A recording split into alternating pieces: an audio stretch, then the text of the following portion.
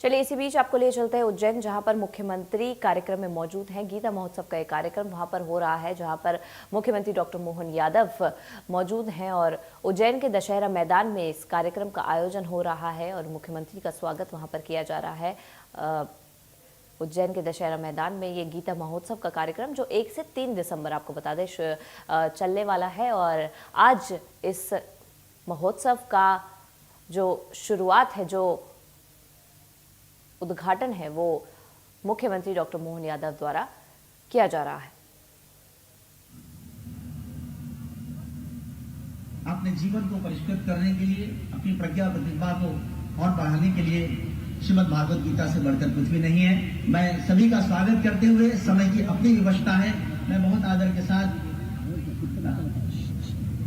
माननीय मुख्यमंत्री महोदय से प्रार्थना कर रहा हूं कि वे अपने आशीर्वचन से, उद्बोधन से हम सबको कृतार्थ करें।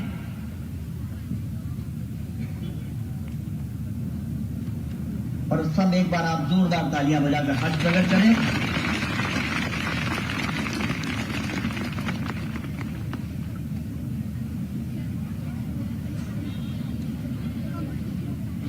गीता जयंती के पावन अवसर पर वैसे तो मोक्षदा एकादशी भी है, परम पूज्य स्वामी जी के चरणों में प्रणाम, जोरदार अभिनंदन पूरे मंच का एक बार कर दें। वैष्णव वंदे जगत गुरु, ये मध्यप्रदेश की धरती उज्जैनी अवंतिका कई कारणों से, कई प्रकार के ऐसे ऐतिहासिक उदाहरणों से, घटनाओं से, इतिहास से हर काल में हर एक बार गौरवान्वित होती आई। ऐसी 5000 साल पहले भगवान कृष्ण के जन्म के साथ कंस को मारने के बाद भगवान ने शिक्षा ग्रहण करने के लिए उज्जैनी की तरफ कदम बढ़ाए और यहाँ का सांदीपनी आश्रम एक अलग प्रकार के आनंद में भर गया। वो एहसास उस काल के लिए भी हमारे लिए गौरवान्वित करने वाला है, जब अमीर गरीब सबके लिए हमारे आश्रम खुले होते, सबको समान रूप से शिक्षा मिलती, तो एक अलौकिक व्यक्तित्व और एक बहुत अलग प्रकार के घटनाक्रम से निकल के आने वाले भगवान कृष्ण, बलराम, वो भी शिक्षा पा रहे हैं और एक उनके मित्र सुदामा, जिनके बारे में बताने की जरूरत नहीं, वो अपनी विपन्नता के बावजूद भी उसी आश्रम में शिक्षा ग्रहण कर रहे हैं। और हमारे लिए उस घटनाक्रम के भी कई इतिहास, लेकिन भगवान कृष्ण के जीवन की तरफ अगर देखें तो वो हमको सदैव प्रेरणा देते हैं। भगवान अपने जन्म के पहले की घटना तो उनको कैसे मालूम होगी, लेकिन उनके भगवान के माता पिता ने जितने कष्ट सहे, वो हमको सबको अलग अलग ग्रंथों से, कथा से, कई जगह से, हमारे तमाम संत वृंद के मुखारविंद से सुनने में आता है। लेकिन इन कष्टों के बाद भी भगवान जब अपना जन्म लेकर के आते हैं और बचपन से ही सारे संघर्षों से विजय पताका फहराते हुए कष्टों में मुस्कुराना, वो कालिया नाग के ऊपर कोई कर सकता तो कन्हैया ही कर सकते। हमारे लिए वो इतिहास की अद्भुत घटना है, हमारे लिए वो सदैव प्रेरणा देता रहे। सांप के फन पे कोई नृत्य करे और मुस्कुराए, ये तो कन्हैया ही कर सकते। और कंस को मारने के बाद कुर्सी के बजाय पढ़ने को महत्व देना, ये हमारे विद्यार्थियों के लिए, सबके लिए जीवन में सबक है कि वो न केवल शिक्षा के प्रति अपना भाव बढ़ाते हैं, बल्कि एक तरह से जब शिक्षा दिखती है तो कुर्सी भी तैयार थी, सिंहासन भी तैयार थी। वो कंस का राज्य भी छोटा मोटा नहीं था, लेकिन कुर्सी पे न बैठते हुए शिक्षा की महत्ता क्या है, और ये बता भी दिया उज्जैनी ने कि जब वो शिक्षा ग्रहण करने आए तो उज्जैन का विद्यार्थी एक आश्रम से, आचार्य सांदीपनी से शिक्षा ग्रहण करते हुए किस प्रकार का व्यक्तित्व दुनिया देखती है। और आचार्य सांदीपनी के शब्दों में कृष्णम वंदे जगत गुरु, अपने शिष्य को अपने सामने आचार्य के रूप में देखना, जगत गुरु की पदवी देना, ये केवल उज्जैन में सांदीपनी ऋषि कर सकते हैं, आचार्य कर सकते हैं। ये भी इतिहास न्याय बना है। अपना ही शिष्य, उसका बात का व्यक्तित्व दुनिया ने देखा है, लेकिन यही अपने जैसे हांडी में से चावल पहचान लेते हैं, ऐसे आचार्य ने अपने शिष्य को पहचाना और जितना जो हो सकता है गुरु के पास वो सब भगवान कृष्ण को दिया। और भगवान ने भी वो शिक्षा की ऐसी गांठ बांधी कि बाद के कालक्रम में हमेशा सारी चुनौतियों के बीच मुस्कुराना भी और अपने कर्तव्य के पथ से कर्म की तरफ मौत के भय से दुनिया को निकाल कर जीवन में जिसका जन्म हुआ उसकी मृत्यु तो निश्चित है, लेकिन अपने कर्म बात के आधार पर कभी मौत का कोई भय नहीं हो सकता।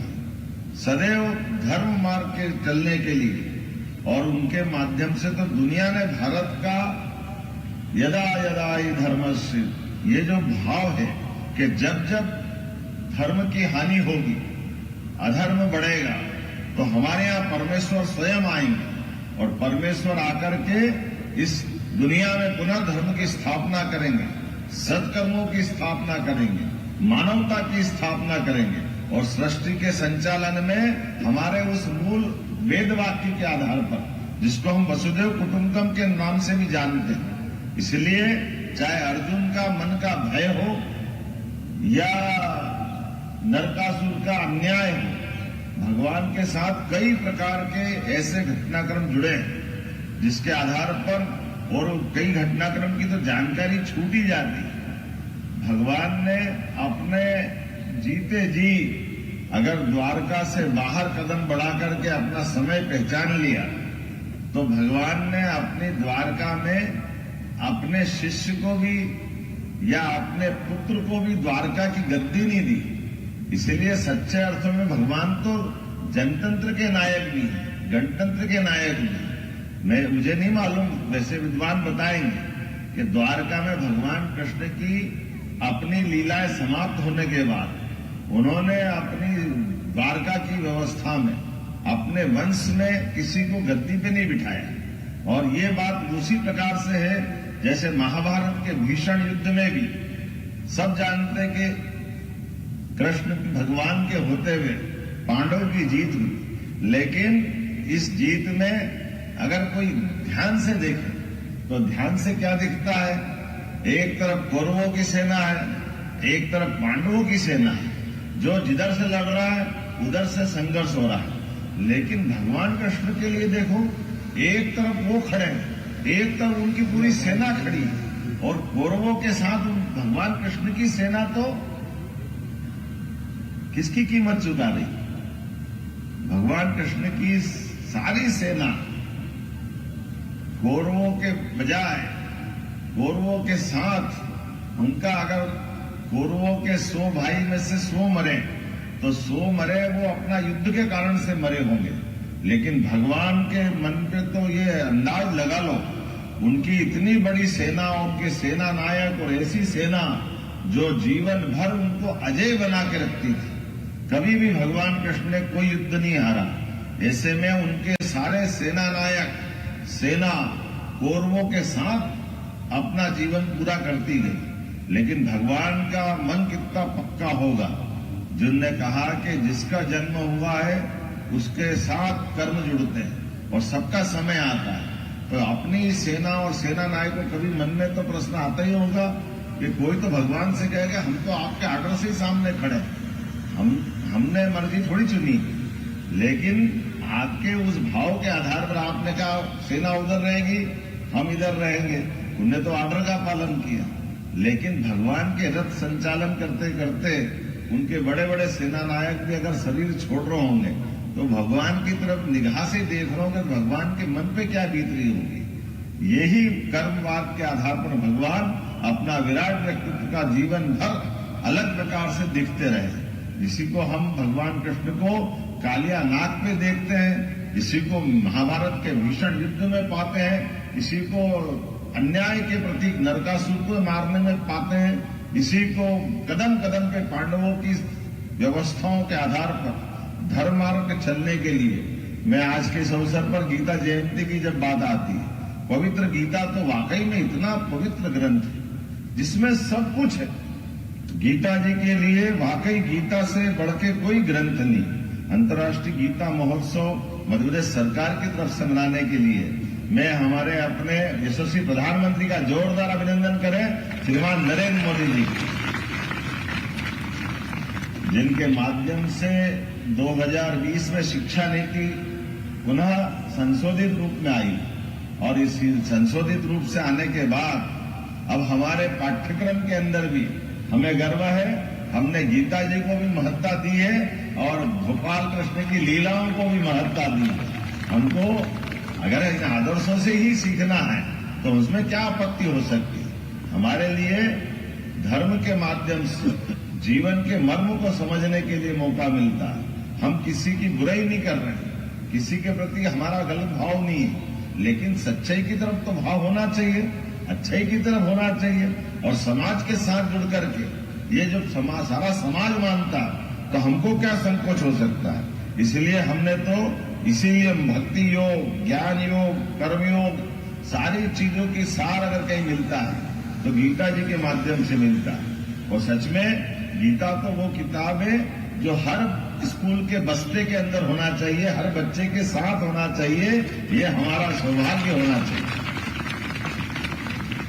गीता जी के माध्यम से हमारी पीढ़ी, आने वाली पीढ़ी और खासकर तो लाइफ बैलेंस करने के लिए वाकई अद्भुत है। जितना प्रैक्टिकल ज्ञान गीता जी देती है, इतना सुंदर वर्णन है। और ये 15वां अध्याय जिसका पारायण होगा, इसको तो पुरुषोत्तम योग कहा गया है। क्षर और अक्षर दोनों से भी ऊपर कोई है तो वो है पुरुषोत्तम। हम सब जानते हैं अक्षर हम रोज लिखते हैं और क्षर अक्षर के बीच में से भी उससे ऊपर बता दें। और भगवान की भी भगवान ने कैसी बात बताई कि मनुष्य आत्मा लेकर के परमात्मा से हमारा जीवन अलग होता है, लेकिन अलग होने वाले जीवन में हमारे कर्म हमारे साथ रहने वाले, उस पर भगवान का अपना भाव अलग हो जाता है। अब ये बड़ा मुश्किल जाता है कि मेरे कर्म मेरे साथ रहे, मैं भगवान की आत्मा भी तो परमात्मा का हिस्सा है।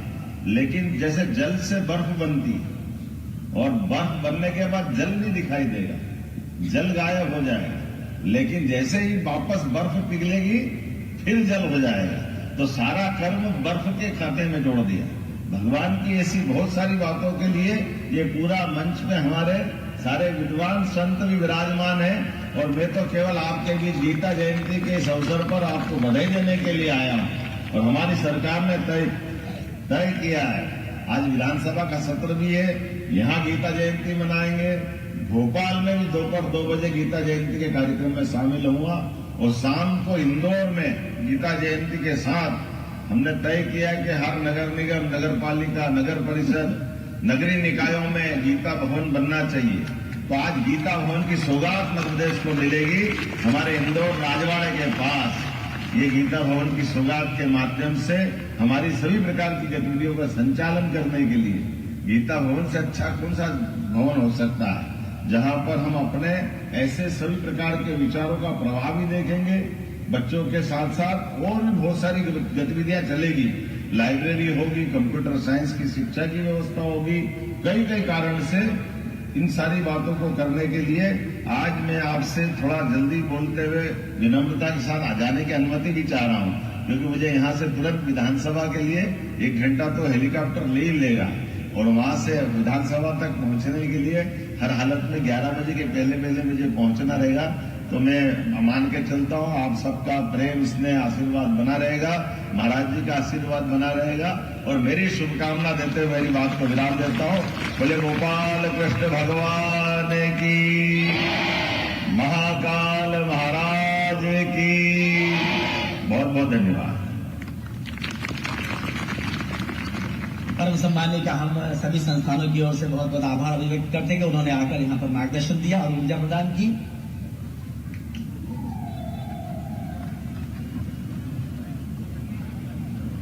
2 मिनट के लिए एक श्लोक के पाठ के लिए मैं अनुरोध करता हूं।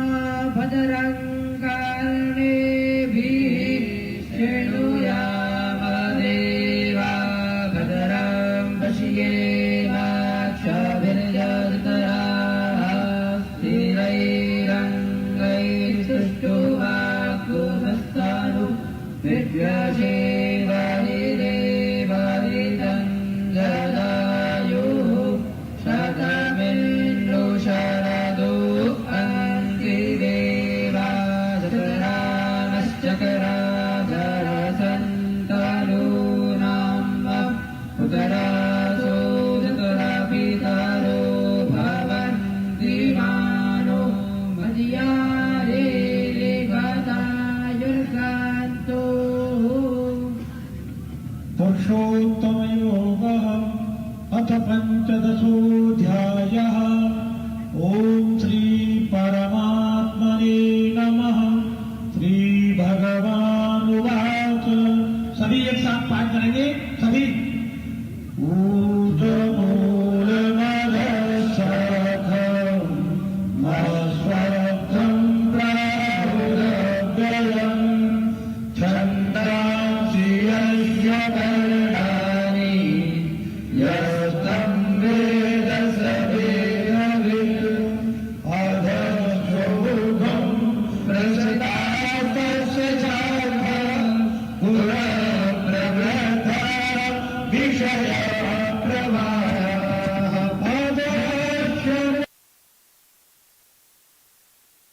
और ये उज्जैन से आप सुन रहे थे मुख्यमंत्री डॉक्टर मोहन यादव को, जो अंतर्राष्ट्रीय गीता महोत्सव में आज पधारे हुए हैं, जिसका 1 से 3 दिसंबर तक ये कार्यक्रम चलने वाला है।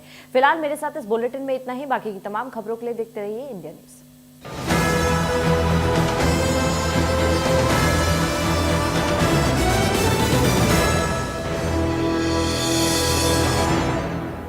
यार सोच रहा हूँ पॉलिसी बाजार से टर्म लाइफ इंश्योरेंस ले लेता हूँ, ताकि मेरे बाद फैमिली को पैसों की कमी ना। तू भी ले ले यार। अभी तो यंग है यार, बाद में देखते हैं। आजा चल। पॉलिसी बाजार पर 0 GST के साथ अब 1 करोड़ का टर्म लाइफ इंश्योरेंस सिर्फ 400 रुपए महीने से शुरू। अगर आप बनना चाहते हैं एंकर या फिर आप में है जुनून एक तेज तर्रार न्यूज रिपोर्टर बनने का, तो आप ज्वाइन करें ITV और इंडिया न्यूज एक्स का media school. ITV next media international school का कोर्स आपको मौका देता है देश के दिग्गज एंकर्स के साथ काम करने का।